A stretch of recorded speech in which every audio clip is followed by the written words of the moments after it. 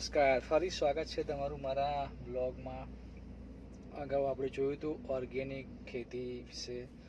તો હાલ તમે જોઈ શકો છો કે ઓર્ગેનિક દૂધી આપણી તૈયાર થઈ ગઈ છે. જોઈ શકો છો કેટલી દૂધી આવી ગઈ છે, બહાર પણ એટલી છે. અને એ જ પ્રમાણે અંદરની સાઈડ પણ તમે જોઈ શકો છો કે અંદર પણ એટલી દૂધી તૈયાર થઈ ગઈ છે. ખાસ તમને જણાવું કે કેટલાય દિવસથી આ દૂધી આવી તો ગઈ છે, પણ અમે એને વીણી શકતા નથી, તોડી શકતા નથી, કેમ કે અમે બધા બીમાર છે ઘણા દિવસથી. તો આજે સારું છે, તો હવે આજે આપણે આ દૂધીને તોડવાના છીએ. અને ખાસ બીજી વસ્તુ કહીશ કે આ દૂધી આપણે વેચતા નથી, આપણે એક મેસેજ આપીએ છીએ લોકોને કે તમે લોકોનું ઓર્ગેનિક ખેતી કરો, ઘરે નાની જગ્યા હોય તો, અને તમે પણ ઓર્ગેનિક દેશી શુદ્ધ ખાઓ. એટલા માટે થઈને આપણે આ દૂધી આપણે પોતે વાપરીએ છીએ, અને વધેલી આજુબાજુના મિત્રો, આજુબાજુના સંબંધી જે કંઈ જ્યાં સુધી પહોંચી શકાય હોય, જેટલી આપી શકાય હોય ત્યાં આપીને આપણે એક મેસેજ આપીએ છીએ કે ભાઈ તમે પણ આ રીતના પોતાના ઘર આંગણે નાની મોટી જગ્યા હોય, ટેરેસ પર જગ્યા હોય, તો ત્યાં ઓર્ગેનિક ખેતી કરીને જે કંઈ દેશી શાકભાજી તમે કરવું હોય એ કરી શકો છો. એવો આપણે એક મેસેજ આપવા માગીએ છીએ.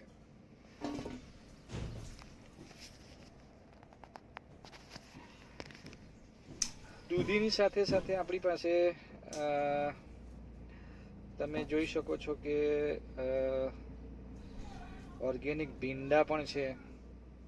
ભીંડા તમે જુઓ, મારી હાઈટ કરતાં પણ વધી ગયા છે.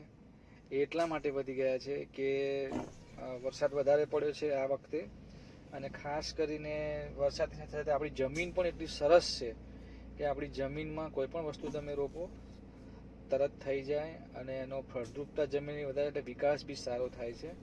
તો ભીંડાની હાઈટ તમે જુઓ કે મારી હાઈટ એટલીસ્ટ 5.5 ફૂટ ઉપર છે, તો 5.5 ફૂટ જેટલા ભીંડા વધી ગયા છે.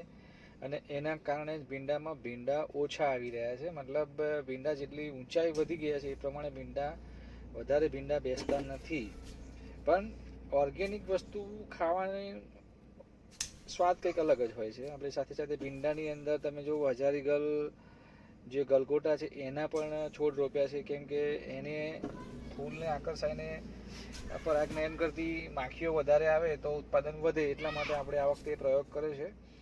અને ભીંડાની સાથે સાથે હજારીગલના છોડ ચારે બાજુ બોર્ડર પર રોપ્યા છે. અને જો હું ભીંડા હાથમાં ખંજવાળ ના આવે એટલા માટે કાતરથી કાપી રહ્યો છું, કેમ કે ભીંડામાં ખંજવાળ બહુ જ આવે છે તોડ્યા પછી. અને ખાસ કરીને ભીંડાની અંદર જવું હોય તો પેન્ટ અને આખી બાયનો શર્ટ પહેરીને જ જવાય.